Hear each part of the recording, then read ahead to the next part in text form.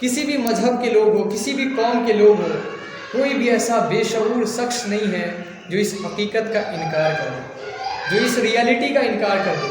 وہ حقیقت، وہ ریالٹی کیا ہے میں ضرور بتاؤں گا، مگر اس سے پہلے ایک ایسا واقعہ میں پیش کرتا ہوں۔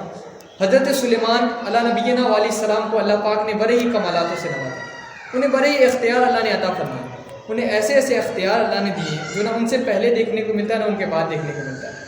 یقیناً ہمارے پیارے آقا کو تو اللہ نے تمام اختیار عطا فرمائے نا، تمام خزانوں کا مالک بنایا، لیکن ان کی جو پرٹیکولر خوبی تھی، اللہ پاک نے انہیں جانوروں پر بھی حکومت عطا فرمائی، جناتوں پر بھی حکومت عطا فرمائی، عوام پر تو تھی ہی، اللہ نے انہیں ہواؤں پر بھی حکومت عطا فرمائی۔ ایک مرتبہ سلیمان علیہ السلام کا دربار لگا ہوا تھا، اور وہیں ملک الموت حضرت اسرائیل علیہ السلام، روح قبض کرنے والے فرشتے کا نام ہے، وہ بھی تشریف فرما تھے۔ حضرت اسرائیل علیہ السلام سلیمان علیہ السلام کے بغل میں بیٹھے شخص کو برابر دیکھے جا رہے تھے، ایک نظر لگا کے بس اسے ہی دیکھے جا رہے تھے۔ تھوڑی دیر بعد حضرت اسرائیل علیہ السلام چلے گئے تو وہ شخص پوچھتا ہے سلیمان علیہ السلام سے، حضور یہ کون تھے جو برابر مجھے ہی دیکھے جا رہے تھے، ایک نظر لگا کے بس مجھے ہی دیکھے جا رہے تھے؟ حضرت سلیمان علیہ السلام کہتے وہ ملک الموت تھے، روح قبض کرنے والا فرشتہ تھا۔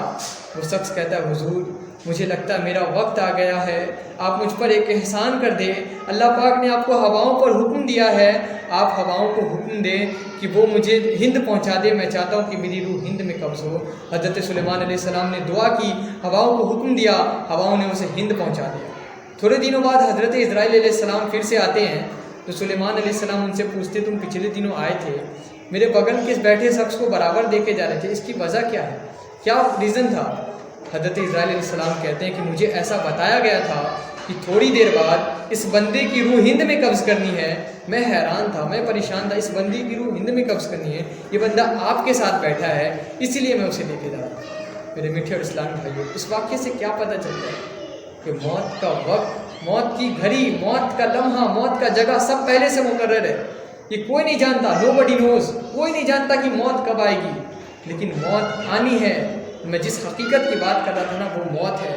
موت ایک ایسی حقیقت ہے جسے ہم سب نے پانا ہے، جسے ہم سب نے فیس کرنا ہے۔ موت آ کر ہی رہے گی یاد رکھ، جان جا کر ہی رہے گی یاد رکھ، گر جہاں میں 100 برس تو جی بھی لے، قبر میں تنہا قیامت تک رہے۔ قرآن مجید فرقان حمید میں آتا ہے الموت و باب کل نفس داخل ہوا۔ موت ایک ایسا دروازہ ہے جسے ہر کسی نے گزرنا ہے۔ الموت و قدم کل نفس داخل ہوا۔ موت ایک ایسا جام ہے جسے ہر کسی نے پینا ہے۔ آج ہم نے موت کی تیاری کیا کی ہے، اپنے آخرت کو کیا تیاری کی، اپنے آخرت کی کیا تیاری کی ہے؟ قبر و آخرت کو بھلا بیٹھے ہیں۔ ہمارا ہر دن ب دن ہم اپنے قبر کے امتحان کے قریب ہوتے جا رہے ہیں۔ روایت کا مضمون ہے کہ ایک شخص کی موت اللہ پاک نے ان کی عمر سے پہلے ہی اسے موت نصیب کر دی، مطلب شہید قرار دے دیا ان کی موت سے پہلے ہی۔ تو بتایا گیا کہ اس بندے نے اتنی زیادہ نیکیاں کر رکھی تھی کہ اللہ نے اسے موت سے پہلے ہی شہید کر دیا۔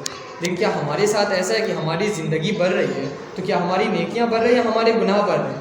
انفارچونیٹلی ہمارا حال تو یہ کہ ہماری دن بھی بڑھ رہے ہیں اور ہمارے گناہ بھی بڑھ رہے ہیں۔ جیسے جیسے ہمارا امتحان قریب آتا ہے، دنیا میں کیا ہوتا ہے کہ جیسے جیسے ہمارا امتحان قریب ہوتا ہے ہماری ٹینشن، ہماری تیاریاں بڑھتی ہیں، لیکن ہم ہر وقت اپنے قبر کے قریب ہوتے جا رہے ہیں۔ کیا پتہ ہمیں کل ہمارا قبر میں امتحان ہو، پر ہم نے کیا اپنے قبر کی تیاری کر رکھی ہے؟ ہمارے نبی پاک صاحب الاولاق جن کے صدقے میں پوری کائنات بنی ہے، وہ اپنے ہمراہ کے جنازے میں شرکت فرمائے تو ان کی قبر پر اتنا روئیں کہ مٹی بھیگ گئی، اور پھر فرمایا اس کے لیے تیاری کرو جن کے صدقے میں پوری کائنات بنی ہے۔ ہم نے ان کا کل عرس منایا تھا معراج النبی، تو ان کے صدقے میں پوری کائنات بنی ہے، وہ کہہ رہے ہیں کہ قبر کی تیاری کرو، اور ہم نے کیا اپنی قبر کی تیاری کی ہے؟ حضرت عثمان غنی رضی اللہ تعالی عنہ صحابی رسول، ایک ایسے صحابی جو کہ ڈیفینیٹلی جنتی ہے، نبی پاک نے انہیں 2 بار دنیا میں ہی جنت کی بشارت دی تھی۔ ایک ایسے صحابی رسول وہ جب کسی کے قبر پر جاتے تو ان کی قبر پر اتنا روتے کہ ان کی داڑھی مبارک تر ہو جاتی۔ کسی نے سوال کیا حضور اب جنت اور دوزخ کے تذکرے پر اتنا نہیں ہوتے پر قبر پر اتنا روتے ہیں، اس کی وجہ کیا ہے؟ حضرت عثمان غنی رضی اللہ تعالیٰ عنہ فرماتے ہیں میں نے نبی پاک سے سنا ہے آخرت کی سب سے پہلی منزل قبر ہے، اگر قبر والوں نے قبر سے نجات پائی تو آگے کا معاملات آسان ہیں، اور اگر قبر سے نجات نہ پا سکا تو آگے کا معاملات بہت مشکل ہے، بہت ہی کٹھن ہے۔ قبر روزانہ یہ کرتی ہے پکار، مجھ میں ہے کیڑے مکوڑے بے شمار، یاد رکھ میں ہوں اندھیری کوٹری، مجھ میں ہے سن بحثت بری۔ میرے میٹھے اور اسلامی بھائیوں، اللہ پاک کا بہت بڑا احسان ہے کہ اللہ پاک نے ہمیں مسلمان بنایا، اس سے ہی بڑھ کر اپنے محبوب کی امت میں پیدا کیا۔ پر مسلمانوں کا کام تو یہ ہونا چاہیے، اللہ اور اس کے حبیب صلی اللہ علیہ وسلم کی خوشنودی کے لیے ان کی پسندیدگی والی کام ہونی چاہیے، ہر مسلمانوں کا کام یہی ہونا چاہیے۔ مگر بدقسمتی سے ہماری اکثریت نیکی کے راستے سے دور ہے اور برائیوں میں لگی ہوئی۔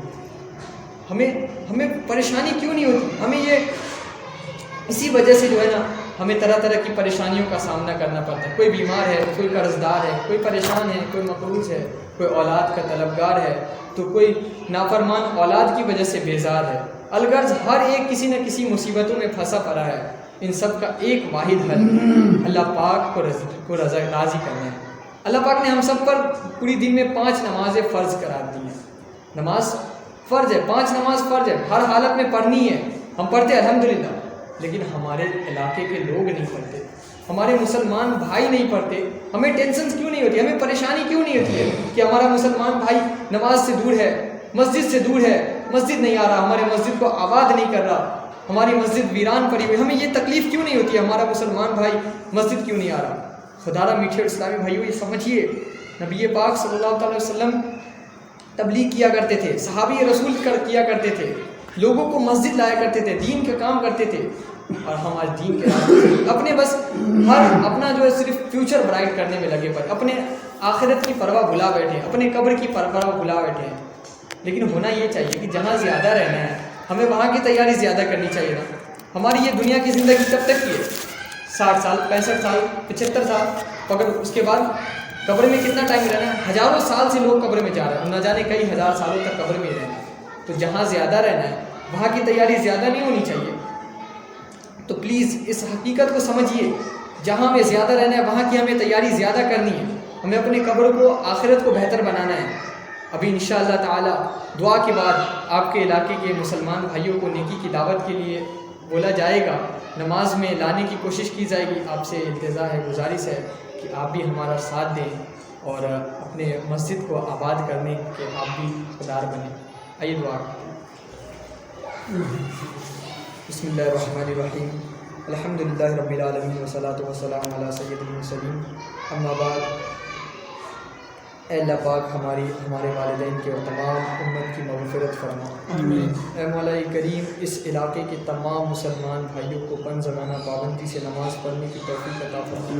اے مولا کریم، نیکی کا دعوت دینے اور برائی سے منع کرنے کی توفیق عطا فرما۔ آمین۔ اے مولا کریم، تمام مسلمان بھائیوں کو نماز کی توفیق عطا، نماز کا ذوق و شوق عطا فرما، قرآن حدیث سے محبت عطا فرما۔ اے مولا کریم، اسلام کا بول بالا کر، اسلام کا بول بالا کر۔ اے مولا کریم، ہم سب کو نیکی کی دعوت دینے کی توفیق و رفیق عطا فرما۔ کہتے رہتے ہیں دعا کے واسطے بندے تیرے، کر دے پوری آرزو ہر بے قصو مجبور کی۔ آمین بجاہ نبی رحیم صلی اللہ علیہ وسلم۔